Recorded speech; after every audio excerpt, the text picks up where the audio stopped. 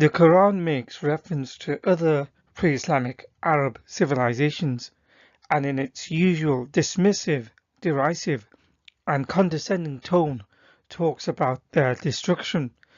For example, in several places without giving any context or order, or explaining who they actually were or how long ago they lived, it mentions a people called the Thamud, who were destroyed by Allah.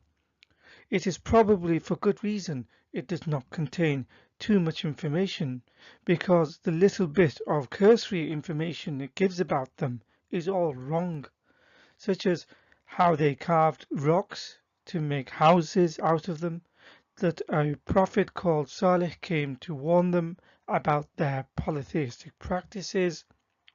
They appear as part of a moralistic lesson about Allah's destruction of sinful nations.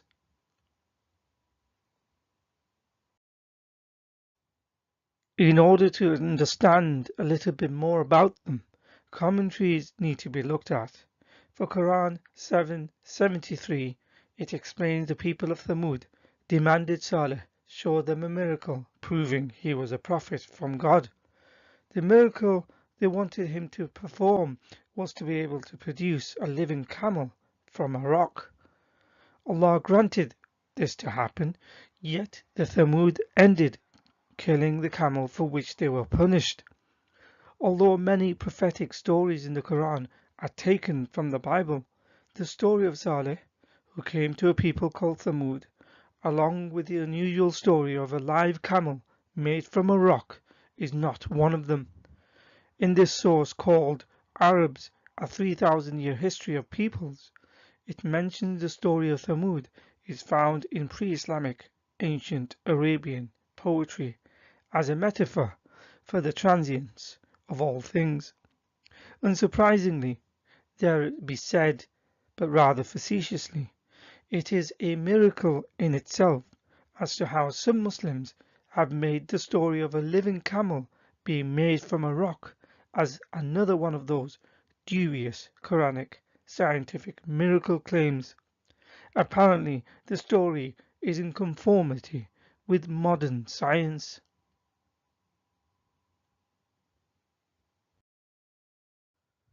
As the details about Thamud in the Quran are sketchy and rather scant, the secondary source of Islamic text, the Hadith literature, does not contain much other than they lived in modern-day Saudi Arabia in a place called Hijr, that Muhammad and the Muslims used to pass by their habitations, who would advise them to pass by it swiftly without going into them, lest the same punishment befalls them also.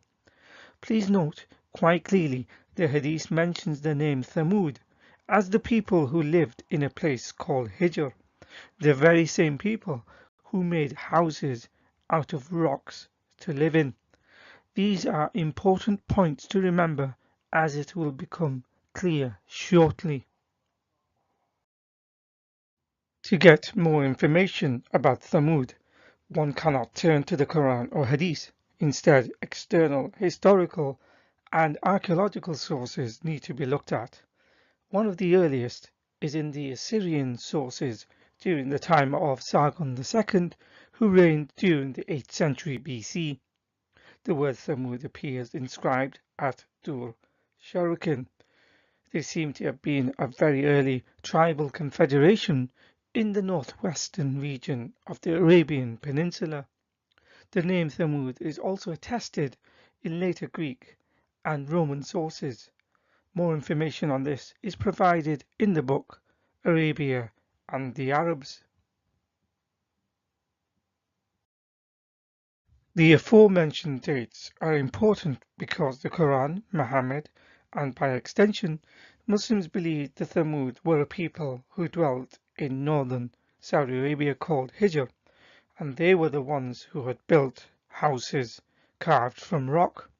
However, the houses that are being referred to in the Quran and Hadith were not built by the Thamud, but by a separate, distinct Arabian group called the Nabateans, who were mentioned in the previous video. Nor Were they actual dwelling places for them to feel secure, as the Quran implies? Rather, they were tombs which were built during the 1st century AD. The area was known to the ancient Greeks as Hegra, which came to be known to later Arabs as Al-Hijr. They also called it Madain Saleh, which means cities of Saleh. Today it is an archaeological site located within the Medina province in Saudi Arabia. In 2008, UNESCO proclaimed the area as Saudi Arabia's first World Heritage Site.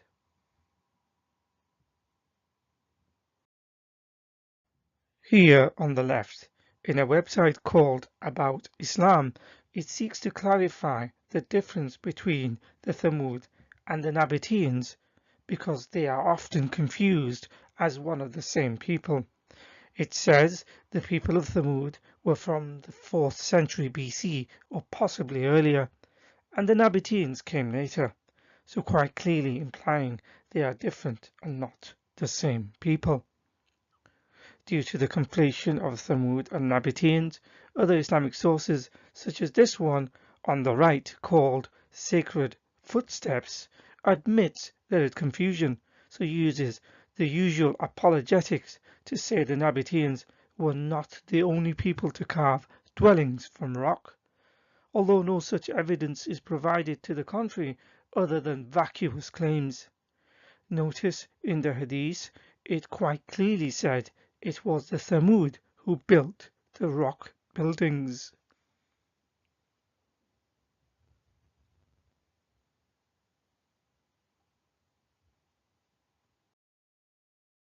In other Islamic websites, such as the Muslim Times, it says Thamud and Nabateans were the same people.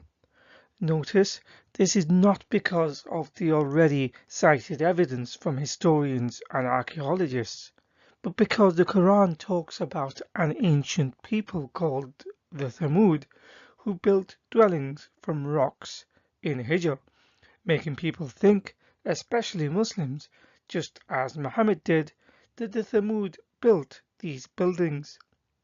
A trend common amongst Islamic apologetics is solipsism. Truth or reality is not truth or reality unless it conforms with the Quran and Hadith, even if evidence is shown to the contrary. Just as the idiomatic expression goes, square peg in a round hole, they have to still try and fit it in with the religion somehow. Even if solipsistic apologists try to embark on this futile course by claiming the two groups are one and the same. The Arabs during Muhammad's time had different names for the Thamud and the Nabateans. Here is a hadith showing that Muhammad called the Nabateans Al-Anbat. He never once described Nabateans as the Thamud, because for him they no longer existed at his time because, according to the Quran, they were destroyed. In other words, a distinction was made for the two groups of people. It may perhaps be that Muhammad and his contemporaries did not believe the Nabateans were the ones who built the carvings, so they never made that connection, falsely believing, as they did, that it was the Thamud who built them many, many years ago. Thus, for any apologists who claim they are actually the same people as this source, that argument fails too. Another major historical error in the Quran in relation to the Thamud is that the Quran says the Thamud had already been destroyed before the time of Moses. This is referenced in Quran 40 verses 26 to 31. Moses' time is estimated to be between the 14th to 13th century BC, and the Quranic account talks about their destruction before this time. So that puts Thamud as existing at least before the 14th century BC. That is over hundreds of years before their supposed existence, at least archaeologically and historically. So not only does the Quran and Hadith conflate the rock dwellings to be thousands of years old, when they were only around 600 years old at the time of Muhammad, the entire timeline and chronology in connection to the Thamud, not least the people who built it and its purpose, is all wrong.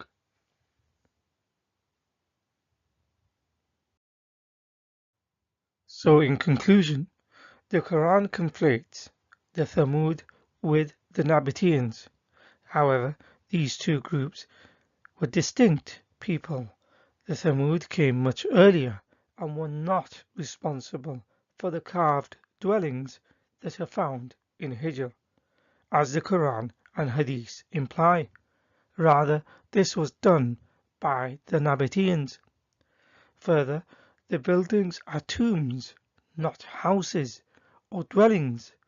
The story of Saleh, the miracle of a camel coming from a rock, and Thamud being destroyed by Allah are not found anywhere other than in pre-Islamic myths, legends, and poetry. Therefore, it is likely Muhammad accepted these accounts without fact-checking them. If he was a genuine prophet, these errors would never have occurred. Muslims, of course, will still try and find a way to argue it using solipsism.